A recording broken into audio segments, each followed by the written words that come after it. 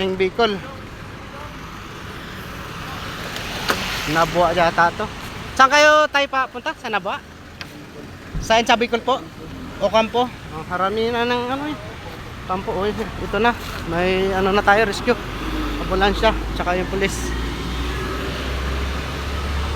Yan po, at kami babiyahin na rin. At nandito na naman yung mga ano, yung mga magre-rescue. Sinubukan namin kaninang tanggalin yung pinto na to, kaso hindi namin kaya. Kaya kailangan talaga ng ano. Ano kaya hindi kaya babagsak yan? Yung post-it? Hindi naman po na ano, matibay. Oo. Yan, tatay, naipit. May mga bata pa naman dito sa loob. Yung din yung matay yung driver kami kinilis mo. Pag hindi ka rin dapat maano yun, papuntang Ocampo. Pasayro?